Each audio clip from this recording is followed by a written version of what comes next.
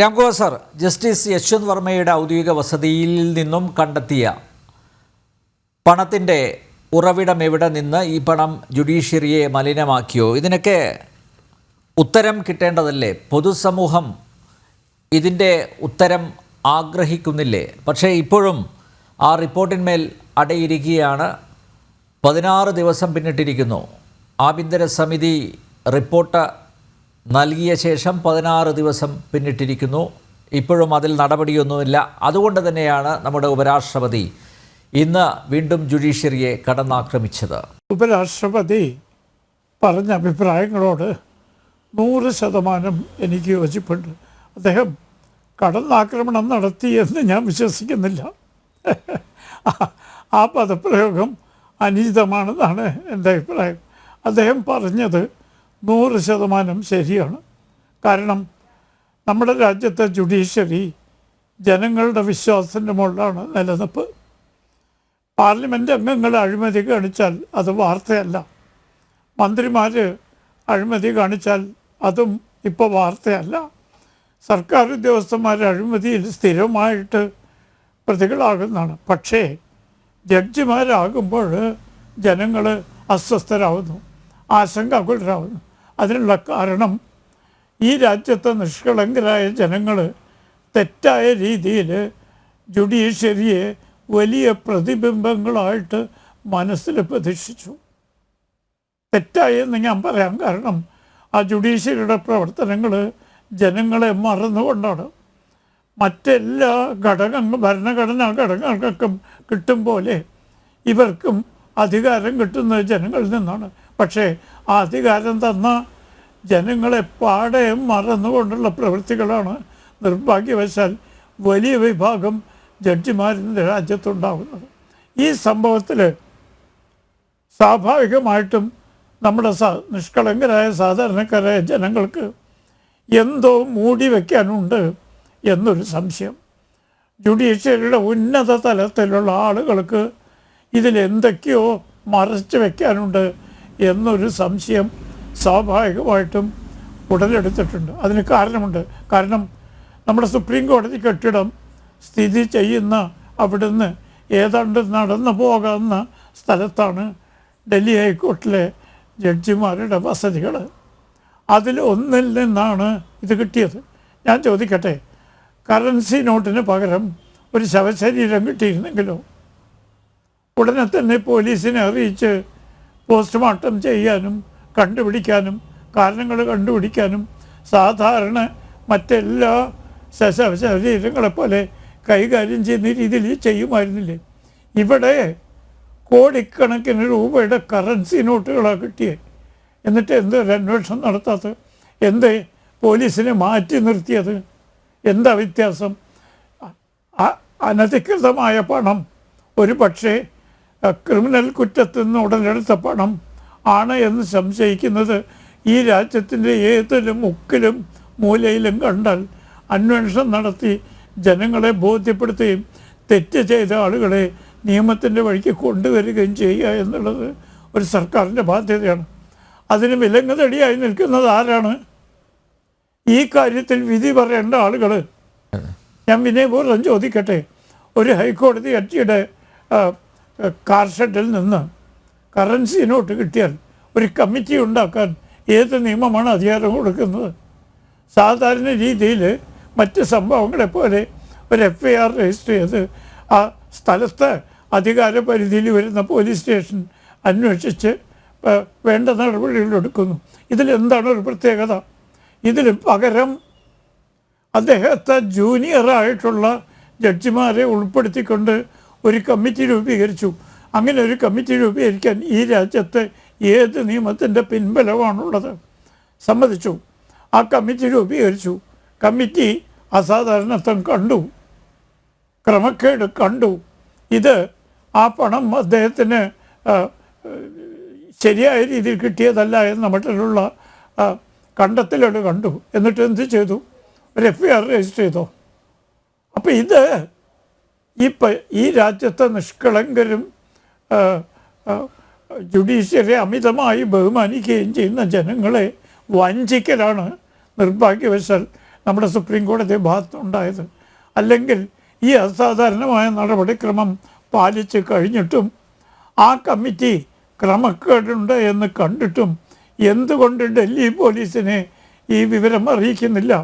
മറ്റെല്ലാ കേസുകളെയും പോലെ ഒരു FIR രജിസ്റ്റർ ചെയ്ത് അന്വേഷണം നടത്തി അഴിമതി നിരോധന നിയമത്തിൻ്റെ കുറ്റത്തിൽ വരുന്നതാണെങ്കിൽ അത്, അല്ലെങ്കിൽ PMLA മണി ലോണ്ടറിങ് ആണെങ്കിൽ അത്, അല്ലെങ്കിൽ അതുപോലെ തത്തുല്യമായ സാമ്പത്തിക കുറ്റങ്ങളാണെങ്കിൽ അത് ആ ഏജൻസികളെ ഏൽപ്പിക്കുന്നതിന് പകരം ഈ അസാധാരണവും വളരെ സങ്കീർണവുമായൊരു നടപടിക്രമം പിന്തുടരുന്നതിൻ്റെ പിന്നിൽ എന്ത് ചെയ്ത അവികാരമാണ് പ്രവർത്തിച്ചതെന്ന് ഈ രാജ്യത്തെ ജനങ്ങളെ അറിയിക്കാൻ നമ്മുടെ സുപ്രീം കോടതിക്കും ജഡ്ജിമാർക്കും ബാധ്യതയുണ്ട്. കാരണം ജഡ്ജിമാർക്ക് മറ്റ് 2 ഘടകങ്ങളെപ്പോലെ തന്നെ ജനങ്ങളോട് കടപ്പാടുണ്ട്, ജനങ്ങളോട് കണക്ക് പറയേണ്ട ബാധ്യതയുണ്ട്. തങ്ങളുടെ ഓരോ പ്രവൃത്തികളും സംശുദ്ധമാണ് എന്ന് ജനങ്ങളെ ധരിപ്പിക്കാനുള്ള ബാധ്യത അവർക്കുണ്ട്. നേരത്തെ സൂചിപ്പിച്ചതുപോലെ അവർക്ക് ശമ്പളം കൊടുക്കുന്ന ജനങ്ങളാണ്, അവർക്ക് അധികാരം കൊടുക്കുന്ന ജനങ്ങളാണ്, അവരെ ആരാധിക്കുന്ന ജനങ്ങളാണ്, പ്രത്യേക പരിഗണന കൊടുക്കുന്ന ജനങ്ങളാണ്. മറ്റാർക്കുമില്ലാത്ത കോടതിയലക്ഷ്യ നിയമം ഈ ജഡ്ജിമാർക്ക് മാത്രം കൊടുക്കുന്നത് ഈ രാജ്യത്തെ ജനങ്ങളാണ്. അപ്പോൾ ആ ജനങ്ങളെ വിസ്മരിച്ചുകൊണ്ട് ജനങ്ങളുടെ സൃഷ്ടികർത്താക്കൾ, ജനങ്ങൾ സൃഷ്ടിച്ച ആളുകൾ ആ സൃഷ്ടാവിനെ മറന്നുകൊണ്ട് പ്രവർത്തിക്കുന്നത് എന്ത് ജനാധിപത്യ രീതിയാണ്? ഞാൻ ചോദിക്കട്ടെ, പഞ്ചാബിലെ ഒരു വനിതാ ജഡ്ജിയുടെ വീട്ടിൽ ഇതുപോലെ കറൻസി നോട്ടുകൾ കണ്ട് കേസ് രജിസ്റ്റർ ചെയ്ത് കേസ് മുന്നോട്ട് പോയി. അവസാനം തെളിവില്ല എന്ന് പറഞ്ഞ് കഴിഞ്ഞ 1 മാസം മുമ്പാണ് അവരെ ഇതാക്കിയത്. ഈ ജഡ്ജിക്ക് എന്താണ് പ്രത്യേകത? അതും പ്രത്യേകിച്ച് ഞാൻ നേരത്തെ സൂചിപ്പിച്ചതുപോലെ നമ്മുടെ ബഹുമാനപ്പെട്ട സുപ്രീം കോടതി സ്ഥിതി ചെയ്യുന്ന തിലക് മാർക്കിൻ്റെ മൂക്കിൻ്റെ ചോട്ടിലുള്ളൊരു സ്ഥലം, നടന്നു പോകാവുന്ന സ്ഥലത്ത് ആണ് ഈ സംഭവം നടന്നത്. സർവീസിലുണ്ടല്ലോ. ഈ രാജ്യത്തെ ജനങ്ങളോട് എന്തുകൊണ്ട് എങ്ങനെ ഈ പൈസ? ഈ ജഡ്ജി ഇപ്പോഴും സർവീസിലുണ്ടല്ലോ. അദ്ദേഹത്തെ ഡൽഹി ഹൈക്കോടതിയിൽ നിന്ന് സ്ഥലം മാറ്റി, അത്രയല്ലേ ഉണ്ടായിട്ടുള്ളൂ. പോട്ടെ, സ്ഥലം മാറ്റിയത് എന്തിനാ? എന്തോ അരുതാത്തത് ചെയ്തത് കൊണ്ടാണല്ലോ സാധാരണ സ്ഥലം മാറ്റം. അല്ലെങ്കിൽ അദ്ദേഹം അലഹബാദിൽ നിന്ന് സ്ഥലം മാറി ഡൽഹിയിൽ വന്ന ആളാണ്. പിന്നെ ഡൽഹി ഹൈക്കോടതിയിൽ കുറച്ചുകൂടി ഉന്നത സ്ഥാനം വഹിക്കാൻ സാധ്യത ഉണ്ടായിരുന്ന ആളാണ്. അപ്പോൾ എന്തോ തെറ്റുണ്ടായിട്ടല്ലേ അദ്ദേഹത്തെ വീണ്ടും സ്ഥലം മാറ്റിയത്? ആ സ്ഥലം മാറ്റത്തോടുകൂടി എല്ലാ തെറ്റുകളും പുറത്തു എന്നാണ് ഈ രാജ്യത്തെ ജനങ്ങൾ മനസ്സിലാക്കേണ്ടത്. അപ്പോൾ ഞാൻ എൻ്റെ പരിമിതമായ നിയമപരിജ്ഞാനം വെച്ച് ഈ രാജ്യത്തെ നിയമം എല്ലാവർക്കും തുല്യമാണ്. ഒരു ഹൈവേ കൊള്ളക്കാരനും ഹൈക്കോടതി വക്കീലിനും ഈ രാജ്യത്തെ നിയമം ഒന്നാണ്. 2 പേരും തെറ്റ് ചെയ്താൽ ഇവിടുത്തെ നിയമവ്യവസ്ഥ അനുസരിച്ച് അവർക്ക് നടപടിക്രമങ്ങളുണ്ട്. ഒരു ഹൈക്കോടതി ജഡ്ജി ചെയ്താൽ നിയമം വളച്ചൊടിച്ചുകൊണ്ട് പോലീസ് നടപടിയെടുക്കുന്നതിനോ ക്രിമിനൽ നിയമപ്രകാരം നടപടിയെടുക്കുന്നതിനോ പകരം ഒരു സമിതിയെ വെച്ച് വെള്ളപൂശാനുള്ള സംരംഭം നടത്തുന്നത് എന്ത് പിൻബലത്തിൻ്റെ അടിസ്ഥാനത്തിലാണ്? സമീപകാലത്ത് നമ്മുടെ ജുഡീഷ്യറി പല വിചിത്രമായ വിധികളും പുറപ്പെടുവിച്ചിട്ടുണ്ട്. ജനങ്ങളെയും ഭരണഘടനയും പാടെ മറന്നുകൊണ്ടും രാഷ്ട്രപതിയുടെ പ്രത്യേക പരിരക്ഷ പോലും കണക്കിലാക്കാതെ അവരുടെ നടപടി, അതൊക്കെ പോട്ടെ, അത് വിമർശന വിധേയമായിട്ടുണ്ട്, 2 അഭിപ്രായങ്ങളുണ്ട്. പക്ഷേ ഇത് വളരെ ഗൗരവമായൊരു കാര്യമാണ്. ഇതേപോലൊരു സംഭവം നമ്മുടെ മാന്യപ്രേക്ഷകരുടെ ഓർമ്മ ഒന്ന് വിട്ടുപോയിട്ടുണ്ടെങ്കിൽ ഞാൻ സൂചിപ്പിക്കുകയാണ്. 1991 തമിഴ് മദ്രാസ് ഹൈക്കോടതിയുടെ ചീഫ് ജസ്റ്റിസ് ആയിരുന്ന വീരാസ്വാമി, ഈ വീരാസ്വാമിയുടെ മരുമകനാണ് വി രാമസ്വാമി, പഞ്ചാബിലെ വെള്ളിവടി കുപ്രസിദ്ധി നേടിയ വ്യക്തി. ആ വീരാസ്വാമിയുടെ കിടപ്പുമുറിയിൽ നിന്ന്, തലയണവറയിൽ നിന്ന് കോടികളുടെ പണം കണ്ടെടുത്തു. പിടിച്ചപ്പോൾ അദ്ദേഹം എന്താ പറഞ്ഞെന്നറിയോ? മുഖ്യമന്ത്രി എന്നെ ഏൽപ്പിച്ചതാണ്. അവസാനം പ്രിവെൻഷൻ ഓഫ് അഴിമതി നിരോധന നിയമം അനുസരിച്ച് കേസ് ചാർജ് ചെയ്തു. ആ കേസ് അദ്ദേഹം മദ്രാസ് ഹൈക്കോടതിയിൽ ചോദ്യം ചെയ്തു. 3 ജഡ്ജിമാർ കേസ് തള്ളി. അതിനെതിരെ സുപ്രീം കോടതിയിൽ വന്നു. സുപ്രീം കോടതി ഭൂരിപക്ഷ വിധി പ്രകാരം അദ്ദേഹത്തിനെതിരായ നടപടികൾ എടുക്കാം. പക്ഷേ ഒരു വ്യവസ്ഥ, ചീഫ് ജസ്റ്റിസിനെ അറിയിച്ചിട്ട് വേണം. ഏത് നിയമത്തിലാണ് അതുള്ളത്? അതിന് പകരം അദ്ദേഹം ഒരു വനിതാ സ്റ്റാഫിനോട് അപമര്യാദയായി പെരുമാറിയെങ്കിൽ ചീഫ് ജസ്റ്റിസിൻ്റെ അനുവാദം വേണോ? അല്ലെങ്കിൽ ശിപായിയെ മുഖത്തടിച്ചെങ്കിൽ അനുവാദം വേണോ? വേണ്ട.